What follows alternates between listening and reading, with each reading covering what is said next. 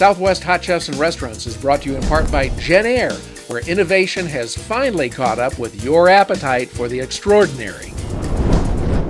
Thanks for joining us. We're at Builder's Source Appliance Gallery in Albuquerque in this state-of-the-art Jen Air kitchen, and I am with Ariane from Cervantes in Southeast Albuquerque. And Ariane, you brought a full line of your wonderful products from your restaurant. Tell me about these. That's right. We make a full line of Cervantes salsas and chili sauces. They're all natural. They're very healthy for you. So that's what we're going to feature today. Will be very healthy New Mexican food products. New Mexican food. Yes. Healthy New Mexican food. Absolutely. I love the sound of that. And Absolutely. which dish are you going to make for us today? We're going to do red chili beef enchiladas. Love the sound of that. Oh, and you've got... We have very lean ground beef with less than 7% fat. We like to use not only in our food items that we make at home, but also our entrees at the restaurant. We use only all natural ingredients, very lean meats, canola oils. Never will you find lard in our restaurant. Wow. Yeah. Love that. It does look like a very lean meat. All right, where do we start? Well, let's get started. Yes, please. If you'd like, like to start us with just warming our red chili. All right, this is a a ready-to-serve item. All you'll simply do is open the jar, add it to your saucepan, and heat it as we go along. So easy. So people can do this at home and make their own, because it can be intimidating to make your own red chili. Well, that and it just makes a mess of your kitchen. Yeah. Red chili can be a very, it's a delicious ingredient for your classic New Mexican items, but it also can be very, very tedious to make it because we start with your red chili pods, all grown in New Mexico, and that's one of the things that I'm most proud about is our products are where we can get local ingredients. We buy local ingredients. I love that. All our chilies are guaranteed grown in New Mexico, both our red and our green. Wow. So let's get started with the meat. We'll just put our meat in. Go ahead and brown that for a little bit. All right. And we also have our canola oil warming because, of course, you want to do a light fry of your tortillas. And we're using blue corn tortillas today. And you get that nice and hot. You want that nice and hot before you put them in there. I love the color of the blue corn with the red chili.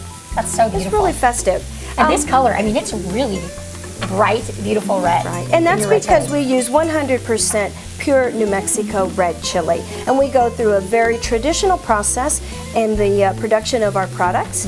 And they taste just as though you were making it at home with a lot less hassle for sure. And you can microwave it. There you go. Big fan of. In fact, when you do microwave, you can also eliminate a lot of fats from your tortilla, because we're going to do a light fry on the tortilla. Okay. But you can completely eliminate the fats by microwaving your tortillas. Really? Yeah. With no oil? No oil. What you'll want to do is take a little paper towel, make it a little damp, and then put your tortillas in between, put them in a plastic bag, put them in the microwave for about 20 to 30 seconds. You just want the tortillas to be soft enough that you can build your enchiladas. So you're making them soft. That is a great tip. Yeah.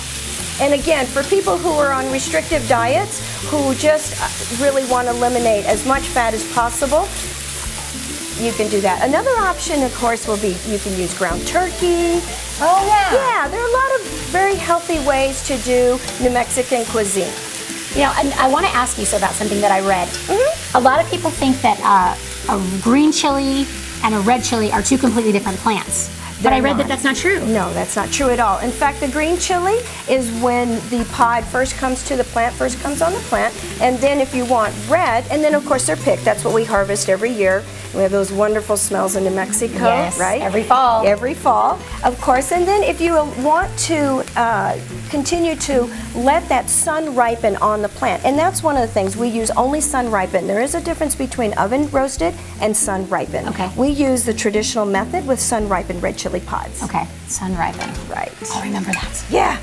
So we're coming right along on our meat. Yeah, it looks great. Can you tell me about the spices that you put on that? Oh yeah, it's a very simple spice combination. We have a little bit of granulated garlic, some black pepper, and I don't actually use too much salt because our products are lower sodium items. We really are concentrating on keeping the salt content down. Salt content down. Yeah. And then for people again who have restrictive diets. Right. Okay, let's go with check our oil. I like to check our oil to make sure that it's, now you don't want to have them in there for too long, of course. You said check the oil like a mechanic. Yeah, check the oil. Check the oil. And we'll just do about 3 or so. Okay.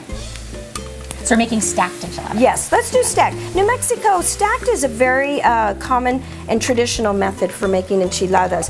And interestingly enough, although in Mexico, whoops, watch yourself. I'm good. In Mexico, they do make enchiladas, but it's rolled. It's rolled, okay? Let's see.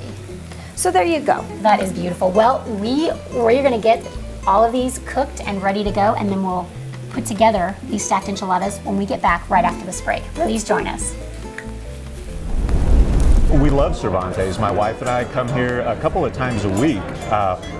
Fast, friendly service, excellent food. It's a great choice for lunch. What more could you ask?